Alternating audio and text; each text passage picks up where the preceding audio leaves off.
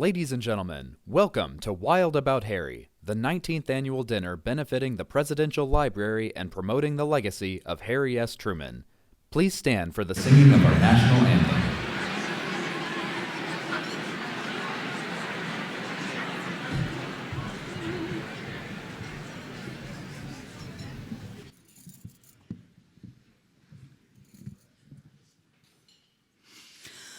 Oh, say, can you see by the dawn's early light what so proudly we hailed at the twilight's last gleaming, whose broad stripes and bright stars through the perilous fight o'er the ramparts we watched were so gallantly streaming, and the rocket's red glare, the bombs bursting in air, gave proof through the night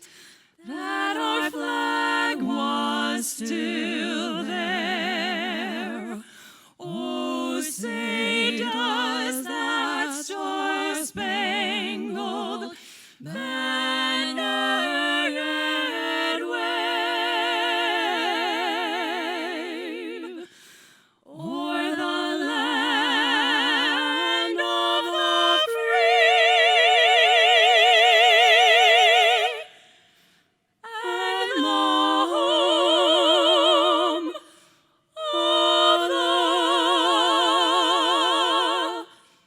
brave.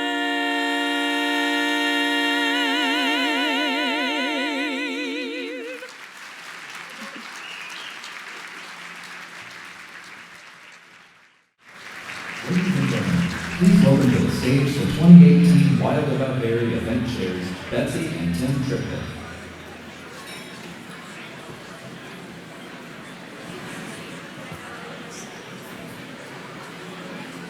All right, love. Let's go. What's that? Good evening. Good evening, ladies and gentlemen. On behalf of the Truman Library Institute, its board of directors, and the Wild About Harry Steering Committee, and our partners in this endeavor tonight, the honorary co-chairs, Joanne and Bill Sullivan, Betsy and I want to personally and very sincerely welcome you to the 19th annual Wild About Harry dinner. We want to thank each of you for being a part of this endeavor tonight, and thank you for standing with Truman. We are absolutely delighted to have a number of distinguished guests in attendance that we would like to recognize first. First and foremost, we would like to welcome the Archivist of the United States, David Ferriero, back to Kansas City.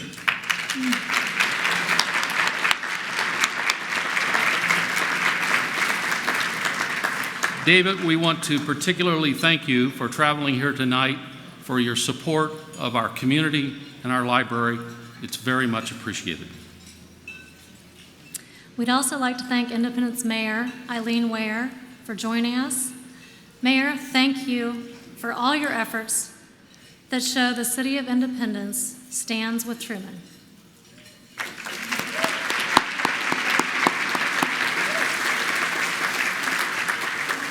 David McCullough's appearance at tonight's event has drawn Truman fans from across the nation, including acclaimed authors A.J. Baim and Kate Anderson Brower. It's a pleasure to have you with us tonight. Thank you very much.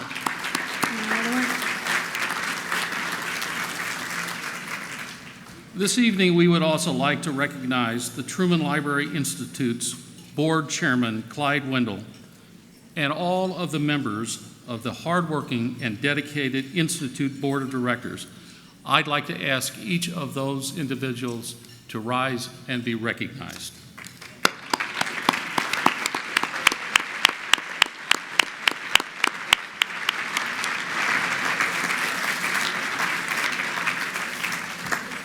I would also like to not forget the two individuals that have led the charge to elevate the Truman Library, its name, its legacy, and its brand to incredible heights this year.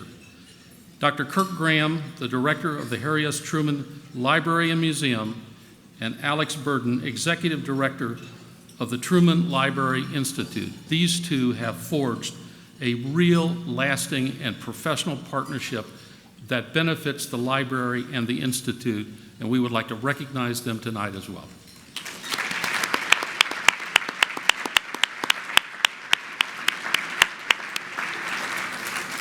Finally, Wild About Harry wouldn't be possible year after year without the strong support it receives from the energetic dinner committee. Will the members of the event steering committee please stand so that we can recognize your efforts that made the incredible evening we're having possible? Ladies and gentlemen, please join us in a round of applause for these amazing group of volunteers.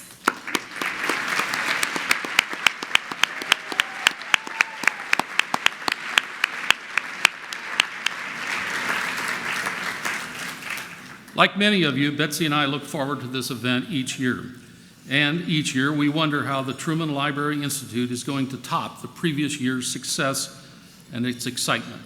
And this year we can say that we can sum it up in two words: David McCullough. Thank you for being with us.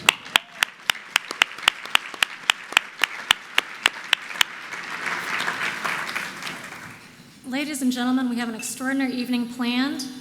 But before we go any further, we must give credit to whom so much credit is due: tonight's generous contributors. We would never have imagined the overwhelming response Stand With Truman would elicit when we asked for your support of this year's event.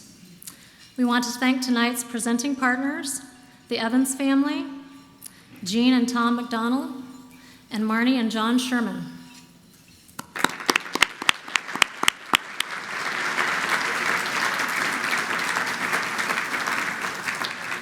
We would also like to recognize our West Wing underwriters, the Atterbury Foundation, Ann and Kenny Baum, Black and Veatch, Bonnie and Herb Bookbinder, Brigadier General Jack Capps, U.S. Army retired, Mr. Donald Hall, and Mary and John Hunkler.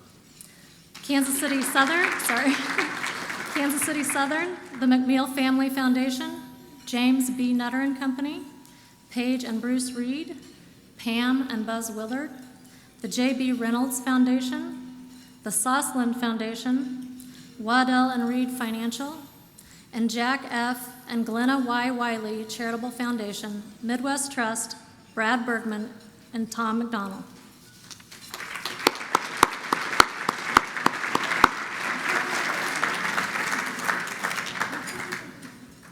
Just a few facts. We really appreciate each of you being here tonight for the 19th annual Wild About Harry event. I am honored to tell you that tonight's crowd is of a record size. We have over 850 participants here tonight.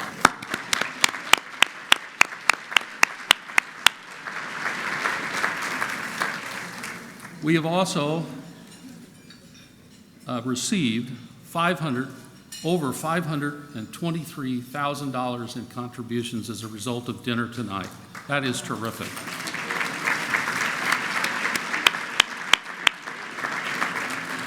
Now, I must say that that is an astounding amount of money, but we are $3,700 short of a record. $3,700 short of a record. Yes, sir. You will. Oh, wow.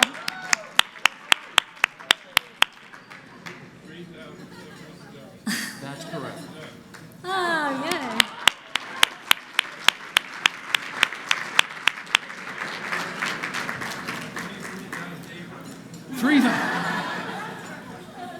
Mr. McCullough has just donated $3,800. We have a record.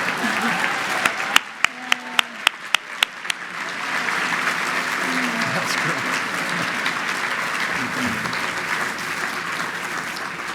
Ladies and gentlemen, at this time, I'd like to draw your attention to the center of your table. Please notice the beautiful arrangement of fragrant hydrangeas, the limited edition Stand with Truman vase, and the highly sought-after autographed copy of David McCullough's Truman. For a minimum contribution of $65, one person at each table can take home a priceless memento from tonight's event, the book, and the floral arrangement. And in one of the books, there's $3,800. So be sure and bid on that. Betsy and I thank you for being here. We want to conclude our time on the podium to say that all of you that are present are our honored guests. You've been very generous, and we so appreciate you all being here. Thank you very much. Thank you.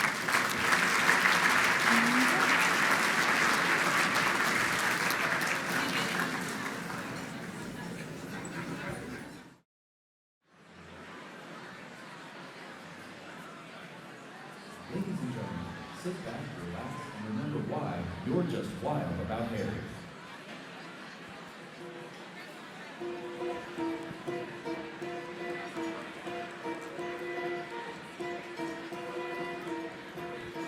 Samuel is great, Irving's a joy, Murray is wonderful, and Robert, oh boy. Jay is terrific, Philip supreme, Dan is the most, and Frank is a dream. But I'm just wild about Harry, and Harry's wild about me. The heavenly blisses of his kisses fill me with ecstasy. He's sweet just like chocolate candy, and just like honey from a bee. Oh, I'm just wild about Harry, and he's just wild about. Cannot do without. He's just wild about me.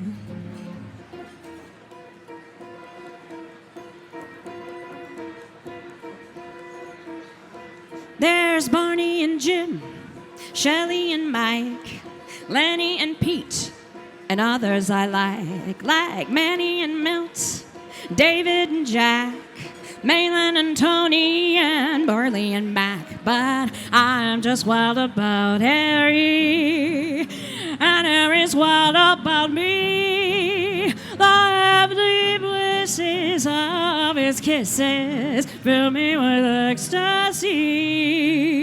He's sweet just like chocolate candy, and just like honey from a bee. I'm just wild about Harry, and he's just wild about. Cannot do without. He's just wild about me.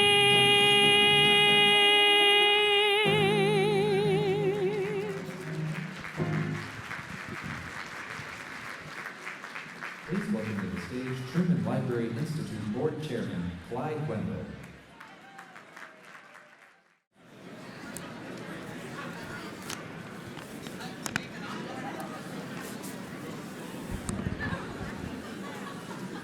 Good evening, ladies and gentlemen,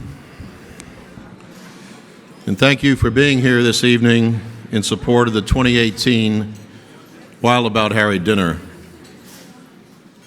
I want to personally recognize and thank this year's honorary chairs, Joanne and Bill Sullivan, and our event chairs, Betsy and Tim Triplett, for their tireless work, dedication, in making this the biggest Wild About Harry in the history of this event.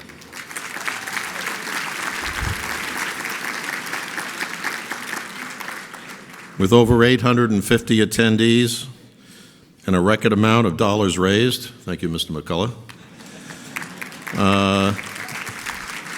Each one of those dollars funds our educational and outreach programs, so thank you all.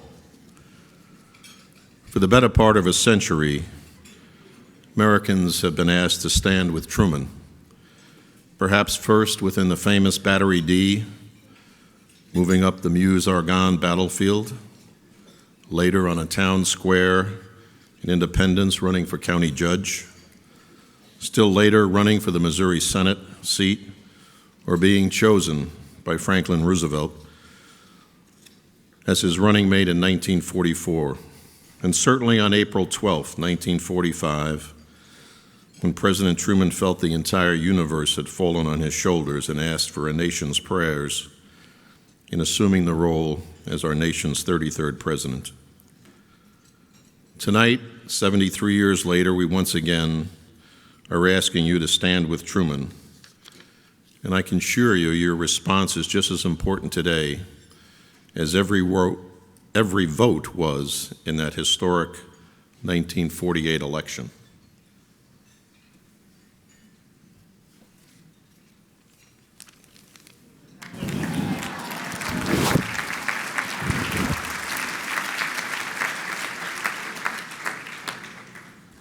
By being here this evening, you are saying to the people in the room and throughout our community that you understand the importance of Truman's legacy and the Presidential Library and Museum that shares his story with the world.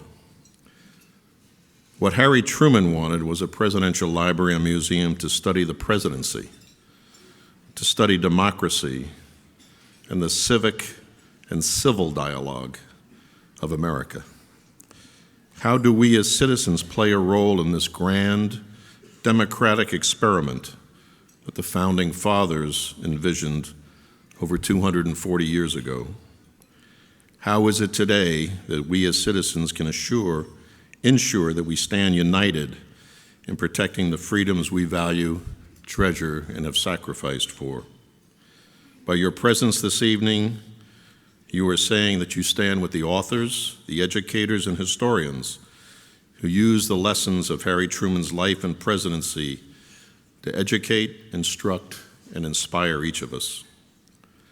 Most importantly, you stand with each student who visits the Truman Library and Museum, knowing that one day they too might answer the call to public service, hopefully taking with them the values, wisdom that they saw, gleaned, and experienced from President Truman's life and times. We have several special guests with us this evening that are not the headliners nor the noted and famous individuals. However, these engaged citizens represent the mission of the Truman Library and Museum, the educational programs and those that benefit directly from your support this evening for Wild About Harry. We are honored to welcome Jennifer Barnett, third grade instructional coach with the Independence School District. Jennifer was instrumental in the creation of Reading Like a Historian, a program which annually serves over 1,200 third graders from 18 elementary schools across Independence. Her students learn of Harry Truman's early life, his jobs, his personal characteristics, and life experiences that forged his personality and prepared him for the presidency. Jennifer, thank you for all you do to inspire these third graders growing up in Harry Truman's hometown.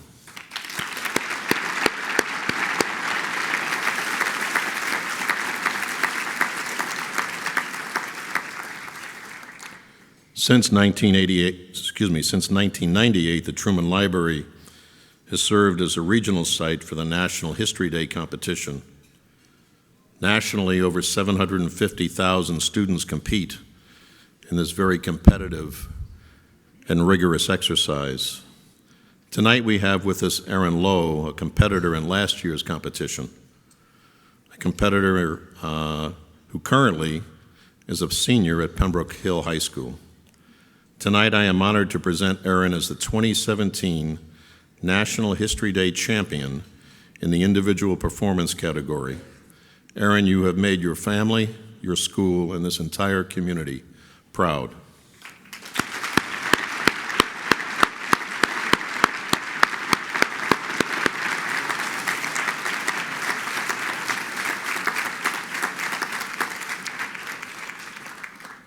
Stacy Sanders worked as an intern in the Truman Library and Museum's internship program.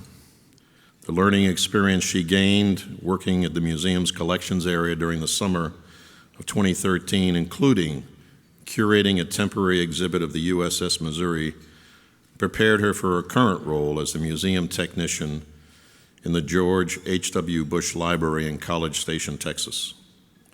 Stacy contacted us yesterday and indicated she would not be able to join us this evening, as she and the entire staff of that presidential library is engaged in the funeral arrangements of the former First Lady Barbara Bush.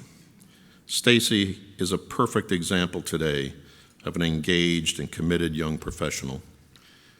And I would ask, as a community gathered here tonight, that we remember the commitments and contributions of a remarkable First Lady who has made significant contributions in our nation's history. So with a moment of silence, please.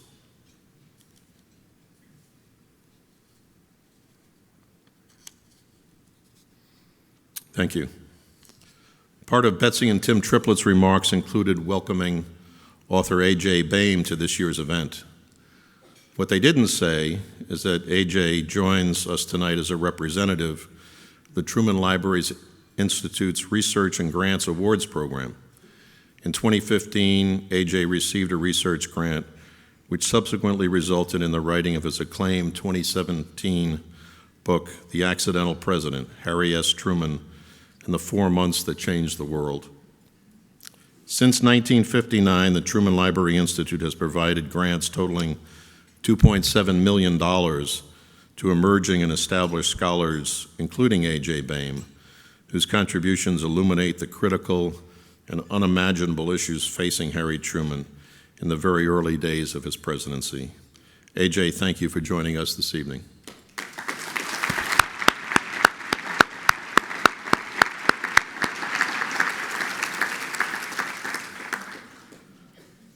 Finally, we're honored to have Patrick Breyer join us this evening. Patrick is an American history and government teacher for the Kansas City Public Schools. Patrick has been bringing many immigrant students to the White House Decision Center since 2015.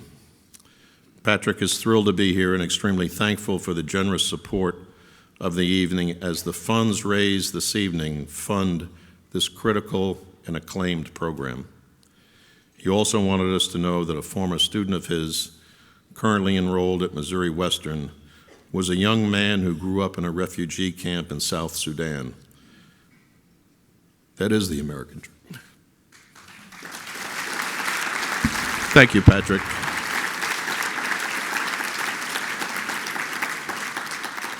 Ladies and gentlemen, on behalf of Jennifer, Erin, Stacy, AJ, and Patrick, thank you for supporting Wild About Harry and the Truman Library Institute. Over the next 24 months, the Truman Library Museum and the Truman Library Institute will embark on an exciting new chapter in the Truman Library history. The library expansion and upgrade will hopefully culminate with the 75th anniversary of Harry Truman's ascension to the presidency in April 2020. The Institute is working closely with Truman Library and Museum Director Dr. Kurt Graham and the Archivist of the United States, David Ferriot, to create a fantastic new Truman Library and Museum experience. A new generation of educational programming for students of all ages, a renovated library with updated amenities, new exhibits, and an enhanced visitor experience to more fully represent the life and times of our remarkable 33rd President, Harry S. Truman. These plans will offer opportunities for our entire Truman community to support our efforts. I hope when the time comes, you will again answer the call to stand with Truman. And now I would like to invite to the stage President Truman's grandson and the Truman Library Institute's honorary chairman, Clifton Truman Daniel, to present the Harry S. Truman Legacy of Leadership Award.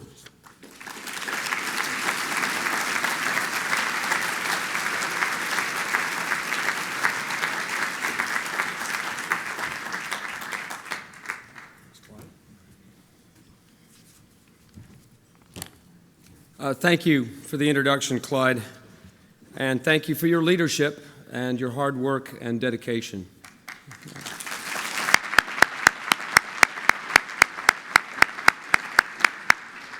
Somebody has to keep the board on the straight and narrow. And to everyone in this room, thank you. On behalf of my family, thank you so much for coming out to support my grandfather's legacy, his life and legacy. I think this every year. It's just always too bad to me that he couldn't see this. I hope that in some way he does, but I'm indebted to all of you for this. Thank you. I have a couple of apologies to make. One, I'm getting over a cold, so I'm going to try and get through this. I was joking with my wife earlier that I was either going to do my remarks sounding like Mickey Mouse or Harvey Firestein, because my voice was going in and out and back up. I also like to apologize to everybody who was here last year. I want to apologize for not being Wesley. You had Daniel 2.0 last year. You had the taller, younger version. My son standing in for me, but I'm back. I'm sorry. Tonight, as we stand with Truman, it's only natural that we use the opportunity to honor the man who shone such a light on Grandpa's life and encourages the world to learn from his example of leadership and service and integrity. Grandpa once said, "The only thing new under the sun is the history you don't know." Well, thanks to David, there's a lot more history that Americans know these days. History is not about dates, David said, or memorizing the tenets of obscure provisos. History is about people. And you, sir, bring to life the people on the pages of your books. Grandpa's shelves at the Truman Library and at his home in Independence were lined, still are lined with books on history and biographies, but he left the world too soon to know David. If the timing had been different, I have no doubt that David's books would be on his shelf. Copies of John Adams, Brave Companions, 1776, Mornings on Horseback, and of course, there's one more. Wait a minute, it'll come to me. Well, never mind, I'm sure it's very good. But of course, Truman. And you may not have met, and I just as a personal point, David is actually responsible for my being here, for my working with the Truman Library. You grow up as the grandson of a president, and it is a lot about dates and history books and what you have to spit out on a test. And I read Truman when it came out, and David showed me not what my grandfather had been, but who he had been. And it got me interested in my grandfather all over again, and that led to my joining the board of the Truman Library and working here today. So thank you.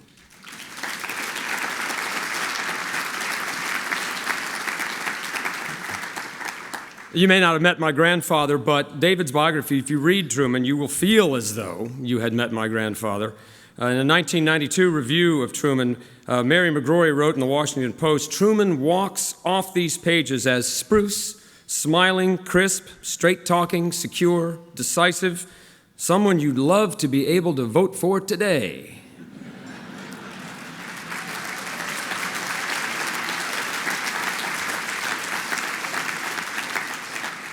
I have a Truman for President in 2016 bumper sticker on my car. Didn't do me a damn bit of good.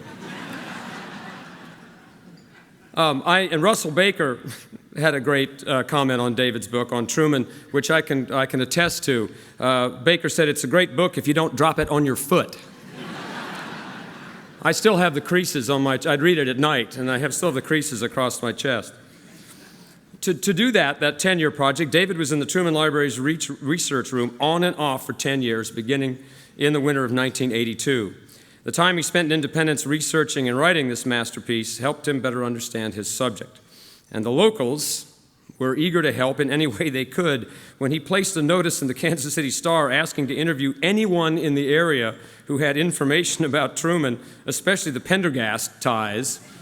Apparently the phones rang off the hook. But all the hard work paid off. The book received critical acclaim and rave reviews from readers. Truman earned David his first Pulitzer Prize, and it also helped secure my grandfather's place on the short list of the most revered presidents in our nation's history.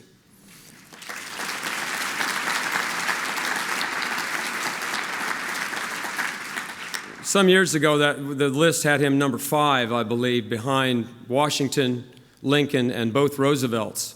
And of course, the family thought is, we hope they find some dirt on Washington or Lincoln so that we can move Grandpa up a couple of notches. It is an honor to welcome David back to Kansas City more than a quarter century after the publishing of Truman. His most recent book, The American Spirit, Who We Are and What We Stand For, is a collection of David's memorable speeches, much like the one that we have the honor of hearing this evening. Ladies and gentlemen, tonight we recognize a great author, not only for his accomplishments documenting our nation's history and preserving and promoting my grandfather's legacy, but also for his highly visible support of presidential libraries and for his advocacy of history, education, and civic literacy. In his own words, we cannot function in a society if we don't know who we are and where we came from.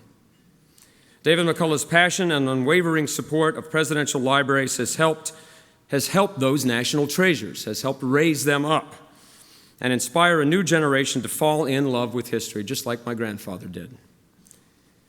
Ladies and gentlemen, today we feel as though we are honoring one of our own. On behalf of the Truman family, the Truman Library Institute's Board of Directors, it is my privilege, my honor, to present the 2018 Harry S. Truman Legacy of Leadership Award to David McCullough.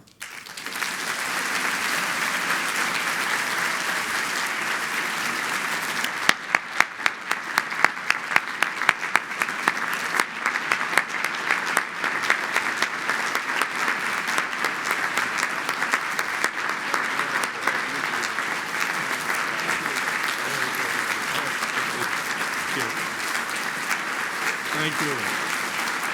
Thank you very much.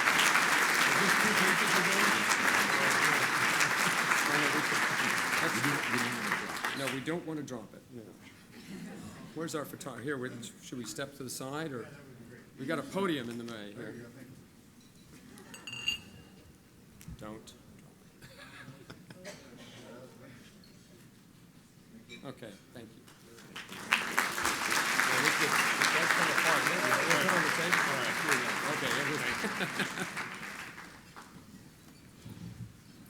Put it right there.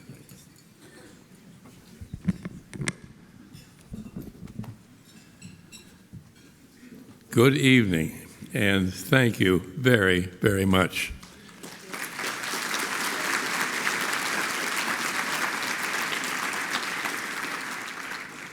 I feel back home again. I feel the feeling that I have in general, that we are a good people. We are a good country. We are good citizens. We care about the future and we care about the past. And to have so much of that feeling, the projection of that attitude, all in one room, is heartening and extreme. And what a proud moment to have an award presented by Harry Truman's grandson.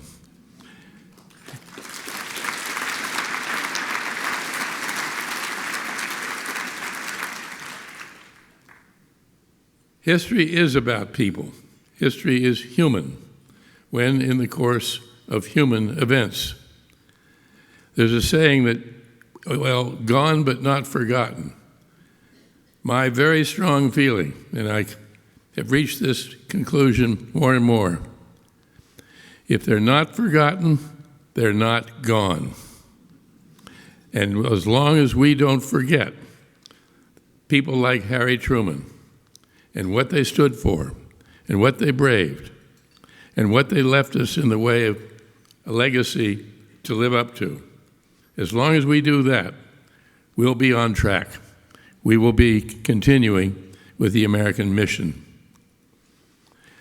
I grew up in a, I won't say staunchly, but traditionally Republican family in Pittsburgh.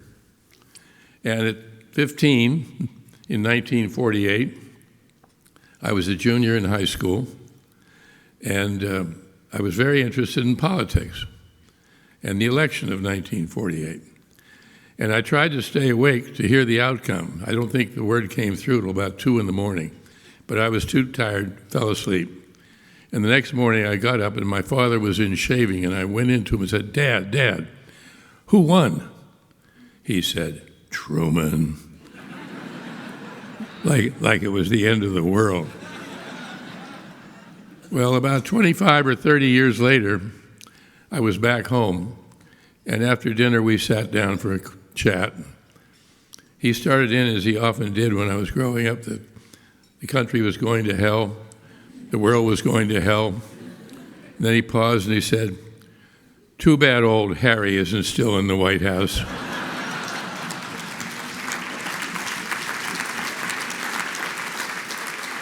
Like many of you, I find myself thinking that more and more every day.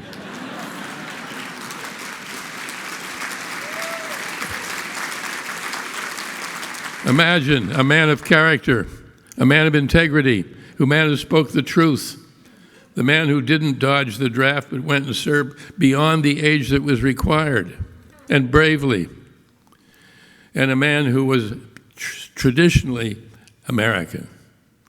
I loved it when he said, "I tried never to forget who I was, where I came from, and where I would go back to." He knew where his origins were. He knew where his strength came from. And the more I studied his family, his mother and father and his sister, and his wife, dear Bess, and Jane, his sister, and Margaret, the more I realized the extent to which women played a part in his life, just as they do in all of ours, gentlemen.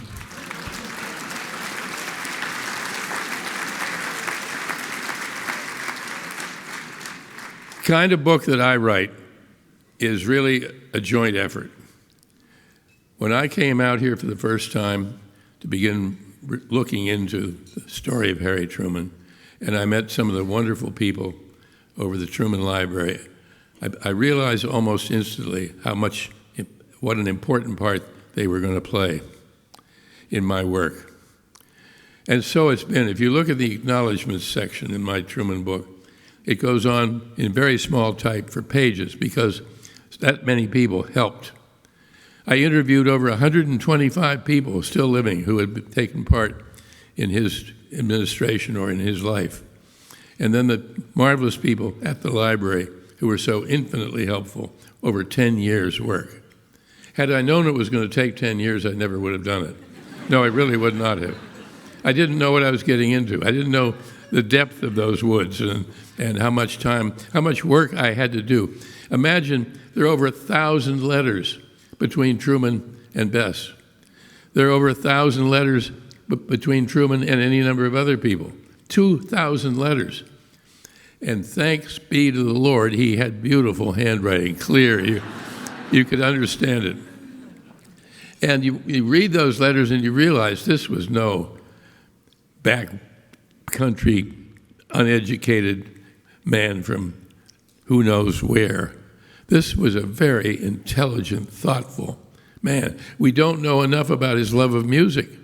We don't know enough about what he read and read again and read intelligently and closely. We don't know enough about what he put up with in life against the odds. Looking back on my work, I realize to the degree to which over and over I've been writing about people who faced severe adversity, unpredictable adversity, but who came through it because they would not give up. George Washington in the Revolutionary War, Washington Roebling building the Brooklyn Bridge, on and on. They would not give up. And that's character. Harry Truman had strength of character. Oh, how we need that.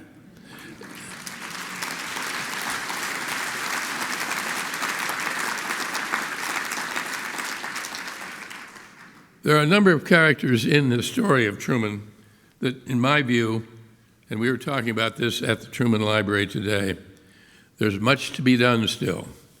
One of my favorites of all, and I think a woman that this part of our country, Independence and Kansas City, should be quite proud of, is a woman named Margaret Phelps.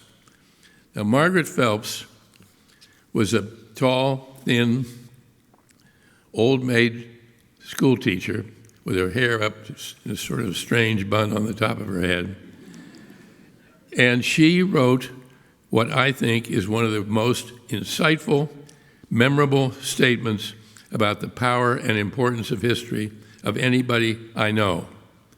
And she taught high school in Independence, and she was Harry Truman's favorite teacher by far. Margaret Phelps said that there was no more important field of study, which affirmed in this memorable statement: history cultivates every faculty of the mind, every faculty, enlarges sympathies. Think about that. Enlarges sympathies, empathy, liberalizes thought and feeling, furnishes and approves the highest standards of character. It doesn't get much better than that. And the other favorite teachers of his, Tilly Brown, who taught English, also deserves much credit. Harry Truman used the language exactly as it's meant to be used. And we forget that. I think there ought to be statues somewhere maybe in the center of Independence, Missouri, celebrating Margaret Phelps and Tilly Brown.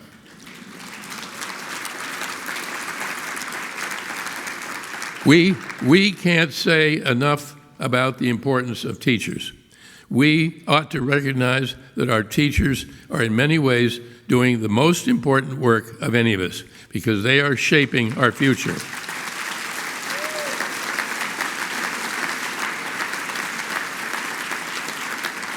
And of course, they should be paid more.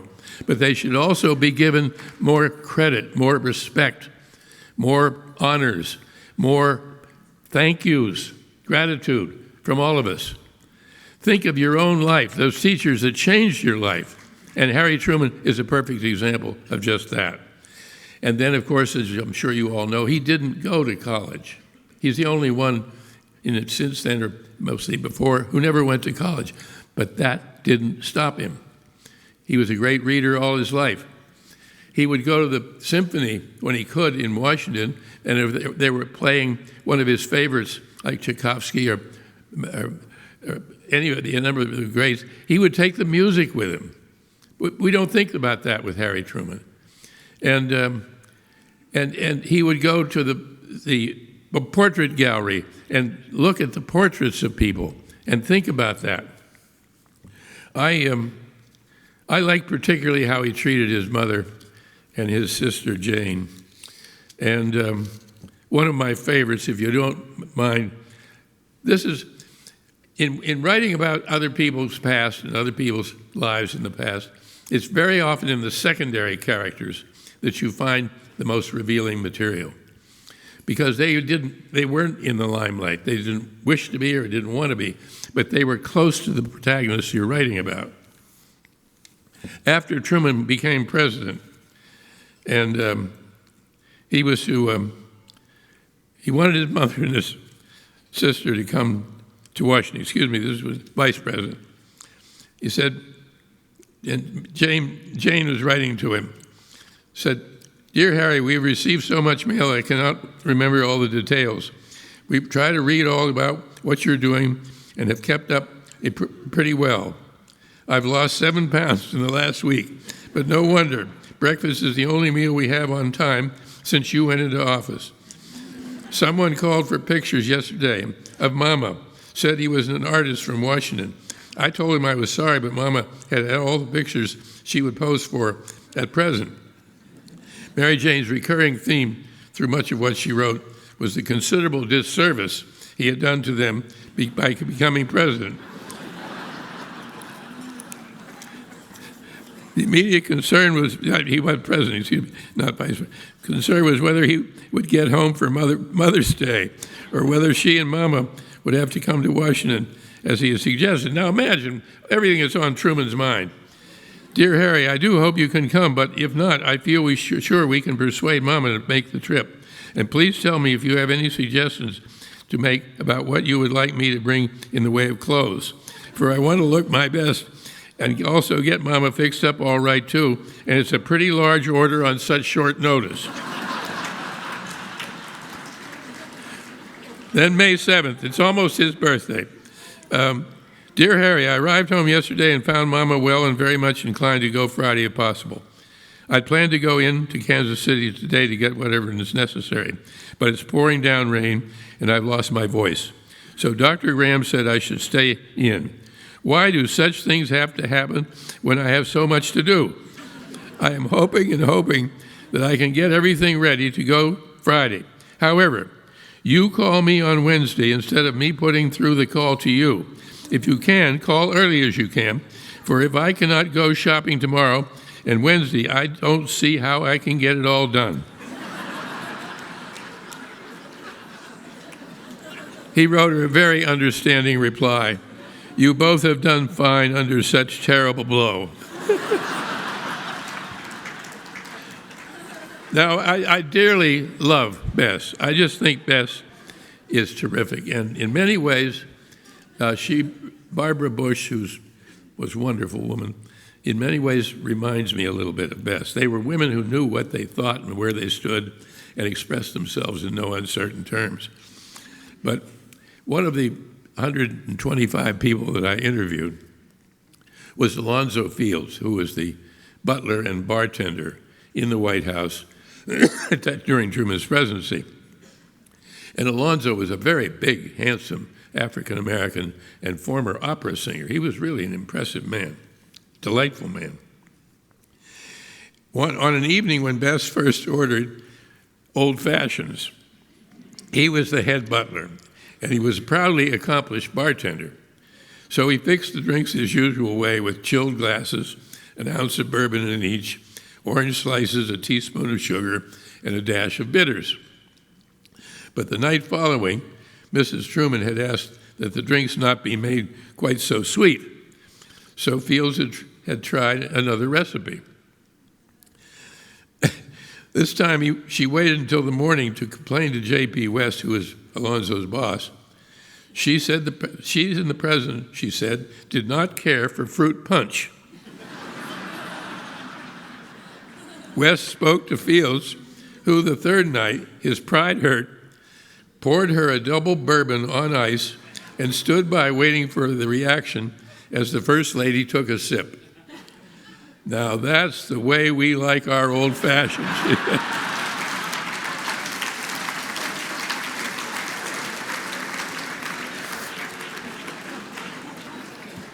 I think one of the most affecting things about both of them is they were real. They were real people, and they knew it. When he said, I tried never to forget who I was and where I came from and where I would go back to, that was telling us a great deal about the kind of man, the kind of person he was.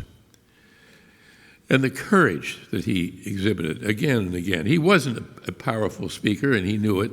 He didn't try to be like Franklin Roosevelt. He didn't try to be like anyone but Harry Truman. He knew who he was. One of my favorite of all stories is when he was about to appoint General Marshall, Secretary of State. They were having a conference in the Oval Office and with his political people, and I don't know which one, I think it was probably Clark Clifford, said, Mr. President, you might want to think twice about that. And he said, why is that? He said, because if you appoint General Marshall Secretary of State, in 2 or 3 months, or maybe less, people will start saying, he'd be a better president than you are. And you know what Truman said?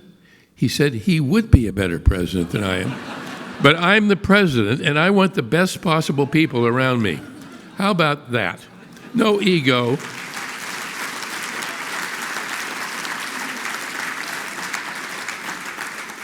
The other thing I dearly love is when Margaret Chase Smith stood up in the Senate.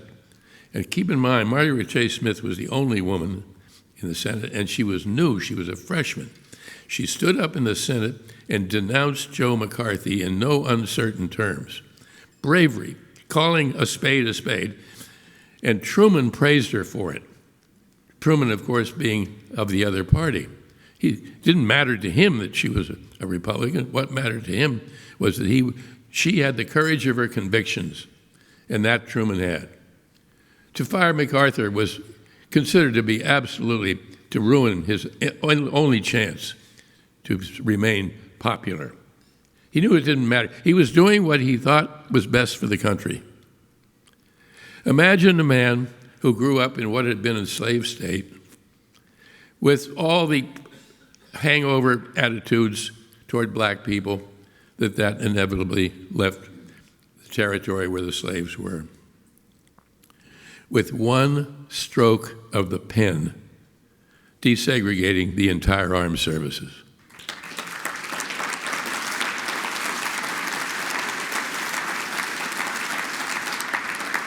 And let's not any of us ever forget the Marshall Plan. We can talk about things he did wrong or things he said that maybe he shouldn't have. The Marshall Plan was one of the most generous and far-reaching decisions of any president, any Congress this country has ever had. And it changed all that happened afterward. And Churchill saw it. Churchill said that he was a man of exceptional character. Churchill saw what it was.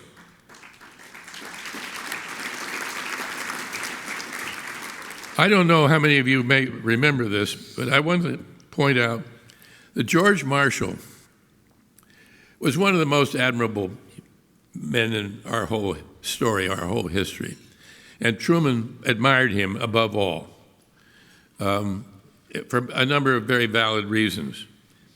And there was a moment, and it was right when he and Marshall were about to disagree on the recognition of Israel, when Marshall stood up at a dinner held at the F Street Club, and he turned to Mr. Truman, and he said, "The full stature of this man will only be proven by history. But I want to say here and now that there has never been a decision made under this man's administration affecting policies beyond our shores that has not been in the best interest of this country. It's not the courage of these decisions that will live, but the integrity of the man." We need that. We need to be reminded of that. We need to teach that in our schools, to talk about it at the dinner table with our children and grandchildren. We need to be reminded of what we stand for. And I feel very strongly that the Truman Library isn't just for Independence, Missouri, isn't just for Kansas, isn't just for Missouri, isn't just for the memory of Harry Truman. It's for the betterment and the good of our country.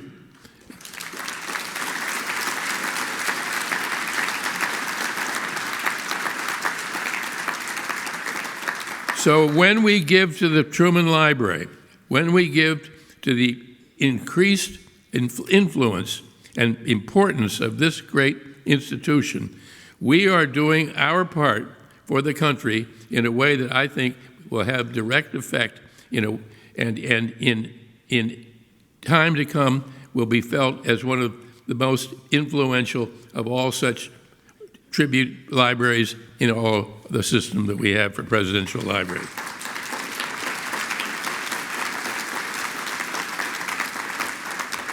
Harry Truman is a great American story. There were great men, great speakers, great eloquent, moving leaders, and tragic leaders, martyrs, if you will. But this is a life that's admirable, right through and including his retirement years.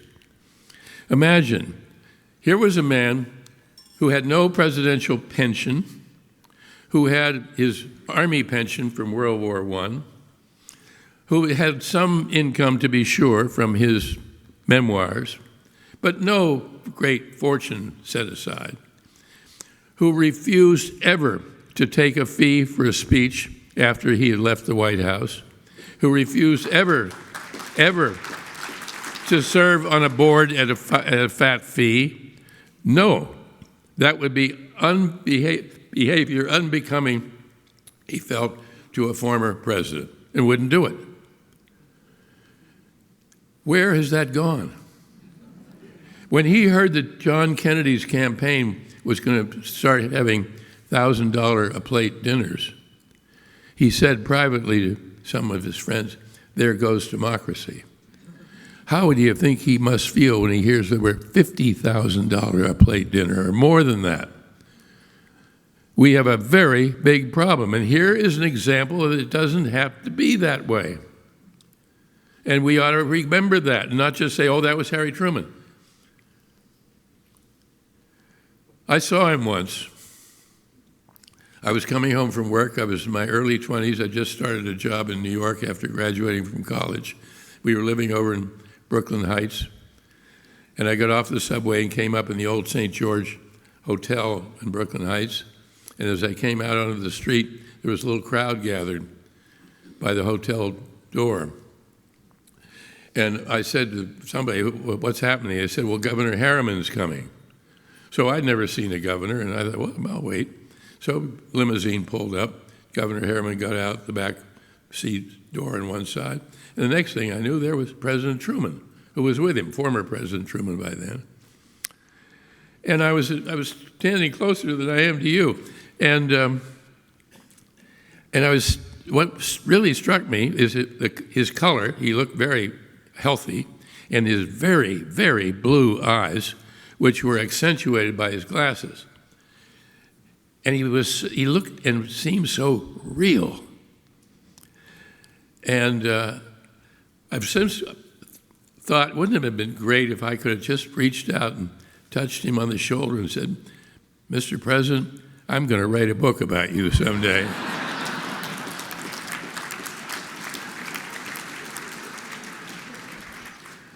The time I spent doing research on Truman just flew, even though it took 10 years. I had to be doing a lot else because we had a number of tuitions to pay at that point. So I got involved quite seriously with public television. I did the Smithsonian World Series. I was the host of that. And I did the American Experience for a number of years and worked with Ken Burns on the Civil War series. But my heart was always in the books, in the writing. And when I graduated from college, I had no idea that I wanted to write history or biography. Never occurred to me. I thought about being a writer, thought a lot about being a writer, and I tried to learn to be a writer all the way through grade school, high school, and college. I was an English major, and I wasn't a history major. But I happened to find some photographs at the Library of Congress when I was working with the Kennedy people that started me on my first book, which was about the Johnstown flood. And once I got doing research and doing interviews and writing about things that really happened and people that really were, I knew this is what I want to do all my life. Well, I finished my book on Theodore Roosevelt, Mornings on Horseback, and I met with my editor and my publisher and my agent to discuss what would be next. And my editor, Michael Korda, said, you know, you've just finished doing Theodore Roosevelt. There's no good one-volume biography of Franklin Roosevelt, and there wasn't at that point. And I said, no, I've been with the Roosevelts now for 4 years. I think that's enough.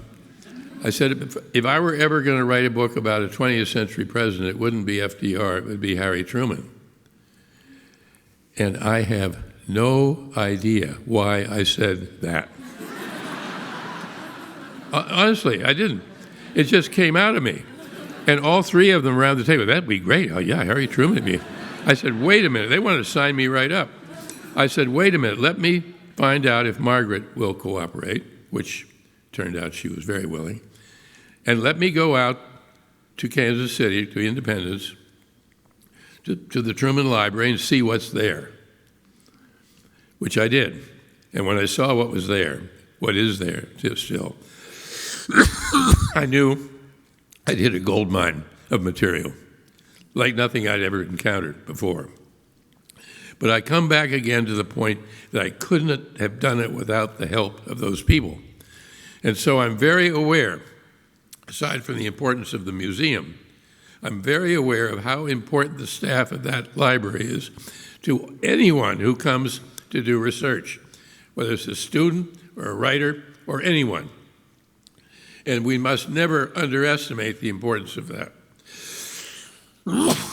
Excuse me. I am now starting on another book, and I'm well into it.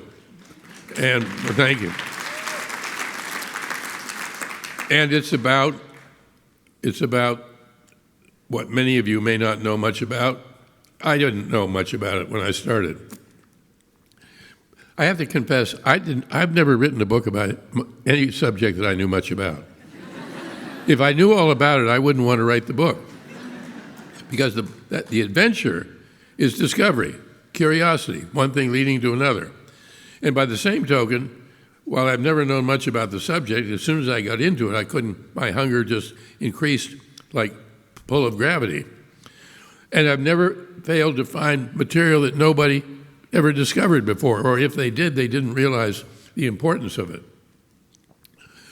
I'm working now on a book about the Northwest Territory, which was the huge segment of land ceded over to us by the British at the end of the Revolutionary War, north and west of the Ohio River. 5 states would emerge out of this: Ohio, Indiana, Illinois, Michigan, and Wisconsin. Territory as big as all of the original 13 colonies.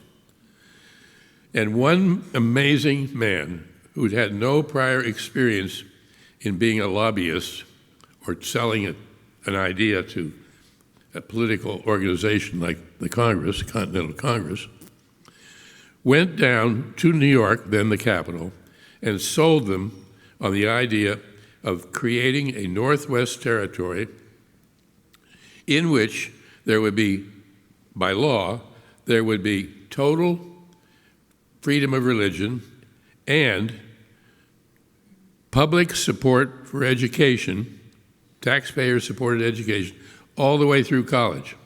So it was the beginning of the state universities, if you will. And no slavery. So even before we had a president, even before we had a constitution, it was established that half of the country, geographically, there would be no slavery. One of the most important bills ever passed by Congress. It was passed in the summer of 1787, and the Constitution was later that same year. That one man was named Manasseh Cutler. He was a lawyer, he was a doctor, physician, and a minister of a church in Hamilton, Massachusetts. The church is still there. The parsonage is still there. And he pulled it off because they trusted him. They knew that he was an honest man. He was a man of the cloth, which helped, and he was a very persuasive patriot. And then the first settlers went out, and they settled what is now called Marietta, Ohio. And in the Marietta, Ohio, a recreation of the New England way of life, the New England town, was brought off, as many of the Ohio towns that followed are, if you know that territory. And that town then created the University of Ohio, and it created Marietta College. And in Marietta College, I have found the letters, the diaries, the records, the memoirs, unpublished memoirs of all the principal characters who went out and created bravely that all-important community, which ultimately gave forth to infinite number of we Americans that we're most proud of. Nobody had done anything about this. And there it was, because of an incredibly loyal, devoted, scholarly librarian. And once again, an example of the importance of our libraries and librarians. Do you know that we are the only country in the world that has anything like our public library system? And if you ever get down about the state of our culture, just remember there are more public libraries in this country than there are Starbucks or McDonald's.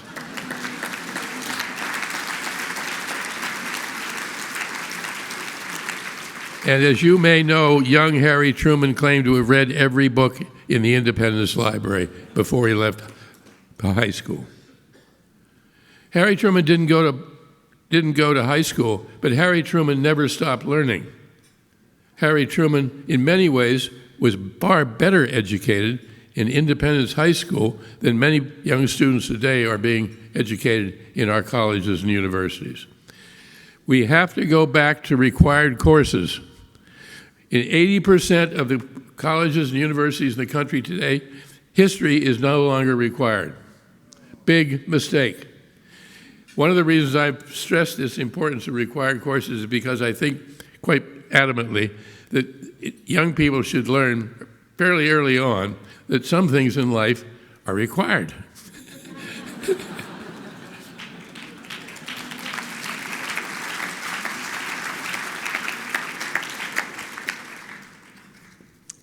I consider myself a very lucky man. I have had so much help along the way. I love to remind students of the importance of luck in history. Good luck and bad luck. I've had a lot of good luck.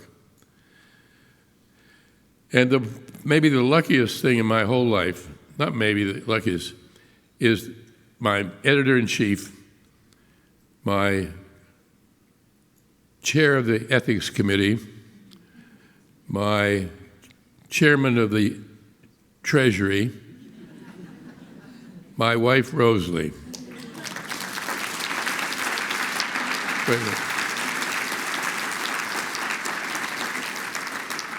We have 5 children, 19 grandchildren, a great-grandchild on the way, and she's mission control, and I'd love to have you meet her. Just stand up, sweetheart, please.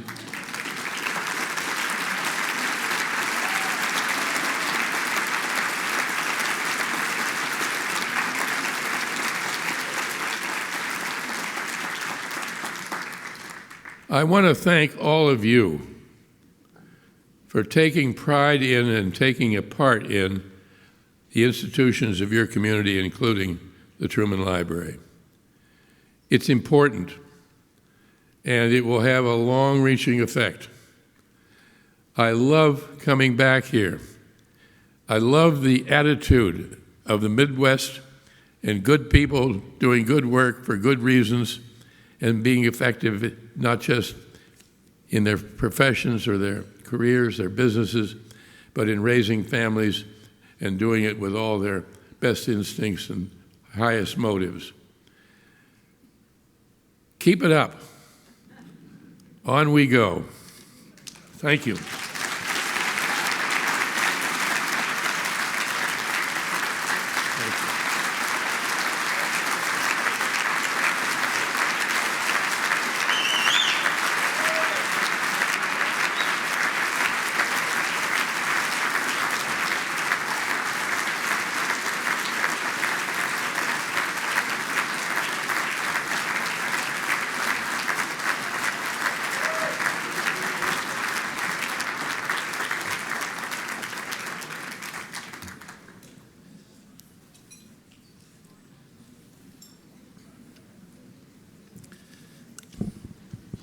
You know, there are times where, like tonight, I'm sitting there listening,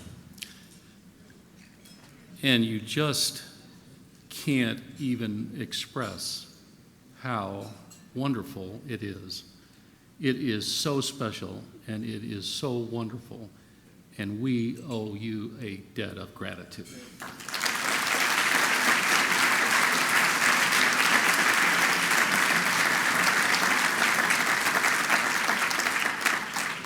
Thank you all once again for your generosity, for your support, and for your help for the library and the Institute.